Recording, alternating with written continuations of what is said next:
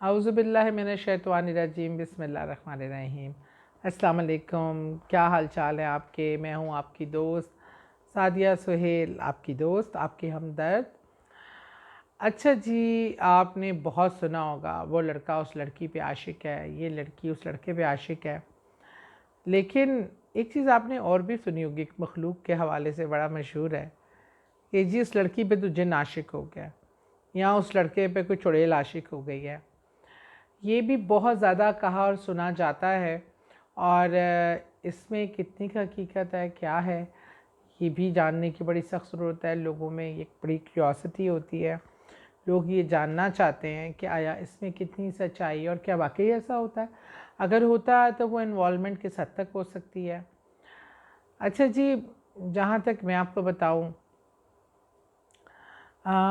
एक जिननी का और एक जिन का दो वाक़यात मैंने अपनी आँखों से जो देखे हैं वो मैं आपको से शेयर करती चलूँ।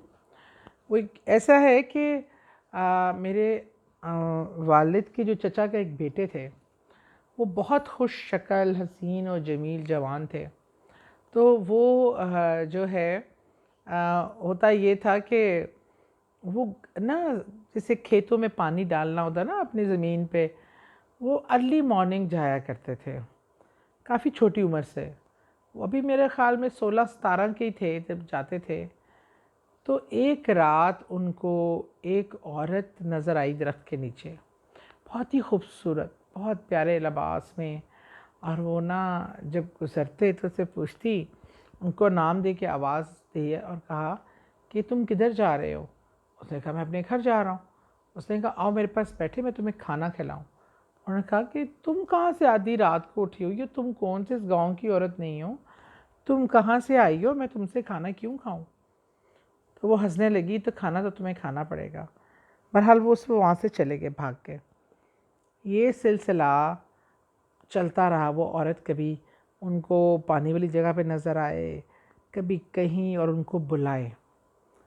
आस्ता आस्ता क्या हुआ कि वो ना चाहते हुए भी उस औरत के पास बैठने लगे, पास जाने लगे। वो औरत कहती थी कि मैं तुमसे बहुत मोहब्बत करती हूँ, पर हमेशा एक बात कहती थी, डे वन से जब से मिली थी, वो उनको एक बात हमेशा कहती थी कि मेरे मतलब किसी को ना बताना, मैं कौन हूँ, क्या हूँ, तुम और किसी से मेरा कोई ज़िक्र नहीं करोगे, और जिस दिन तुम मेरा ज़िक्र करोगे मैं तुम्हें ज़िंदा नहीं छोड़ूंगी। अच्छा, ऐसे ही मामला चलता रहा। आस्ता आस्ता वो औरत बहुत ज़्यादा उनके इश्क में मुब्तला हो गई।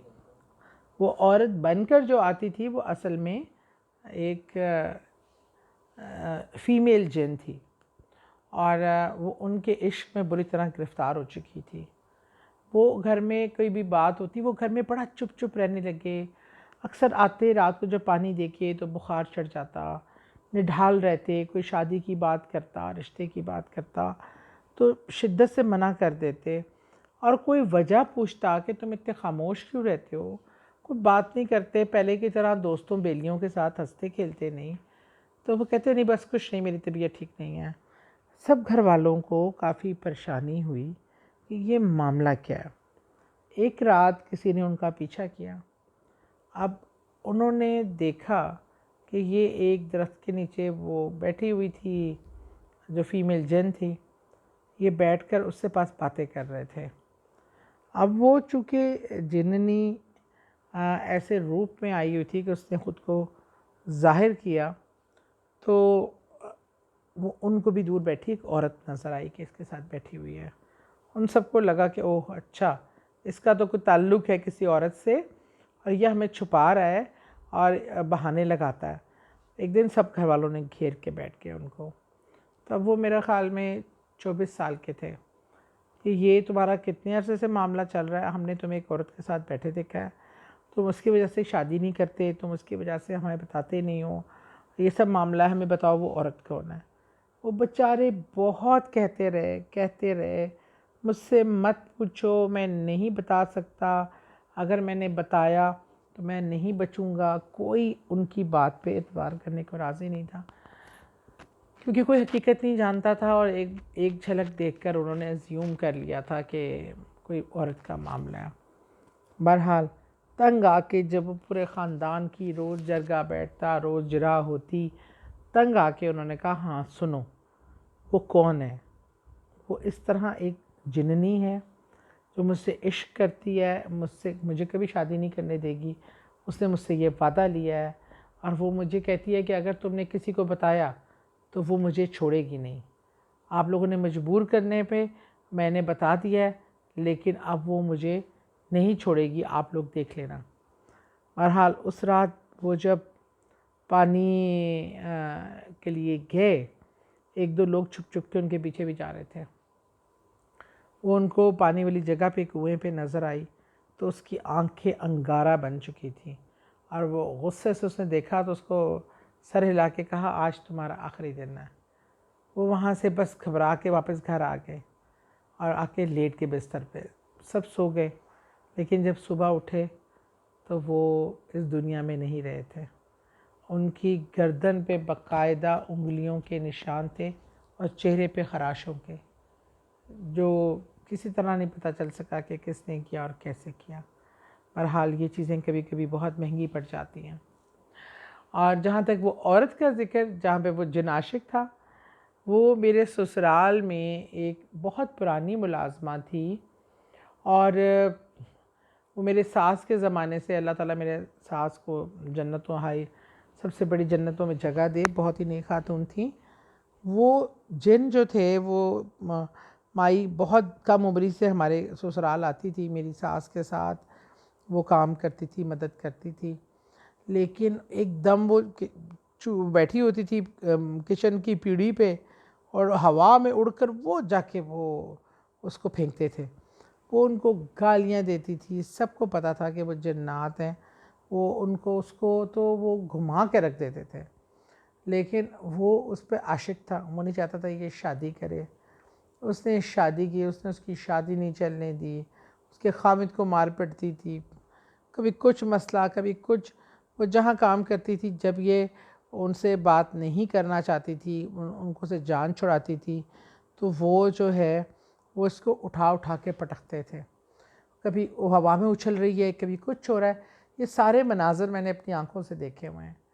और सबसे हैरतकुन बात यह है कि एक दफ़ा ये हुआ कि मेरी सास जो थी बहुत माशाल्लाह इबादत गुज़ार, नेक, 13 हज किए हुए थे, कुरान पाक की कारी थी और बहुत ही नमाज़ें रेगुलर और उस तरह इत्तिकाफ़ में बैठने वाली वो थी। तो उन्होंने इसको बिठा के सूरह जिन की तिलावत शुरू कर दी। आप हमारे घर के लॉन में बैठ कर वो तिलावत कर रही, तो लॉन में एक आम का पेड़ था, उस पर बाकायदा वो जिन ज़ाहिर हुआ और उसने मेरी सास को ऐसे मुंह पे हाथ फेर के इशारा किया कि जो तू कर रही है मैं तुझे पूछूंगा। बहरहाल ये सिलसिला चलता रहा। बाद में वो काफ़ी ज़ईफ़ हो गई, लेकिन उनको मारन कुटाई, हवा में उछालना, तमाशे होना अक्सर व पेशतर हमारे सामने होते थे। फिर इसी तरह एक दिन वो चारपाई पे लेटी हुई थी, उनकी तबीयत एकदम तेज़ बुखार चढ़ा और उनको झटके आए, वो हवा में उछली। डॉक्टर के पास लेके गए, किया सारा, लेकिन वो जानबर ना हो सकें, वो इंतकाल कर गई। और इत्तेफाक से उस टाइम घर पे सिर्फ मैं और मेरे सारे ससुराल वाले सब दूसरे शहरों में रहते हैं, बाहर रहते हैं, तो मैं थी और मेरी सास थी। वो इंतकाल कर गई। जब हम घर लेके आए, उसका गांव था जहाँ किसी दुकान पे फ़ोन लगा हुआ था, जहाँ फ़ोन करके और रात के पहर में वो दुकान बंद होती थी। मोबाइल क्योंकि बहुत ज़्यादा कॉमन नहीं थे और हमने उसकी चारपाई कमरे में रखी, उसको लिटाया। मेरी सास ने कहा इसने सारी ज़िंदगी मेरी बड़ी खिदमत किया है, आज रात मैं इसको देख लेती हूँ। और किसी रिश्तेदार को फ़ोन नहीं किया। बहुत शदीद बारिश शुरू हो गई घन गरज के साथ, लाइट चली गई। मोमबत्ती की लाइट में सारी रात मैं और मेरी सास उसकी मैयत लेके बैठे हुए। मुझे काफ़ी घबराहट हो, क्योंकि जो जो मनाज़र उसके देखे हुए थे। तो मेरी सास किसी को जगाती नहीं, कहने का नहीं मुनासिब बात नहीं है, तूफ़ान में कौन आएगा, सुबह तक हम इंतज़ार करते हैं, फजर के बाद हम फ़ोन कर लेंगे गांव में भी और रिश्तेदारों को भी। तो सारी रात हमने कैंडल लाइट में उस बीबी जिस पे जन्नात का बहुत था, उसकी मैयत के साथ गुजारी। मेरी सास बहुत ही बहादुर खातून थी। और फिर उसके बाद फ़जर के वक्त हमने उसके गांव इतला की। बाकी तो फ़जर के बाद लोग हमारी तरफ आए, बल्कि सबने कहा कि अब सारी रात दोनों लाश लेके बैठी रही हैं। बस अल्लाह का हुक्म समझ के, अल्लाह की मानत समझ के वो हक अदा हुआ और मेरे सामने वो भी दुनिया से चली गई। तो बहरहाल इन मामलों में कुछ ना कुछ तो हकीकत होती है। खुश रहें, अपना ख्याल रखें।